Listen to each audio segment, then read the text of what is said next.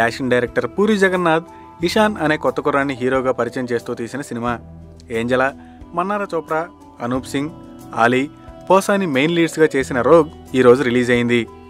Ishan rough and tough కుర్రాడు. Calcutta city commissioner కూతురు అంజలి ఏంజలాని love చేస్తాడు.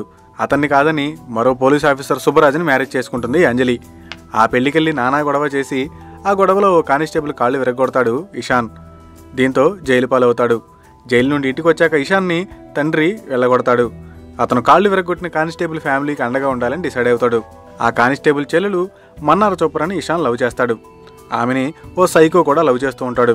ఆ తర్వాత ఏం జరిగింది, మన్నారా చోప్రాని సైకోనా లేక ఇషాన్ మ్యారేజ్ చేసుకున్నారా అనేదే ఓవరాల్ కథ.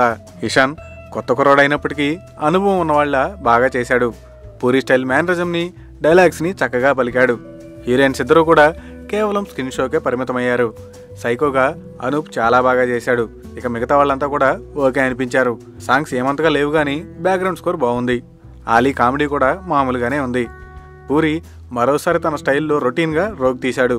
ఎప్పటికైనా రొటీన్ రొట్టకొట్టుడు కార్యక్రమం పక్కన పెడితే బెటర్ అంటున్నారు ఆడియన్స్. ఇక ప్రొడ్యూసర్ సిఆర్ మనోహర్ తన తమ్ముడే కాబట్టి సినిమా మీద బాగానే ఖర్చు పెట్టాడు. పూరి సినిమానే కదా, లోపల మ్యాటర్ ఏదో ఉంటుందిలే అనుకునేవాళ్ళు రోగ్ని ఓసారి చూడొచ్చు.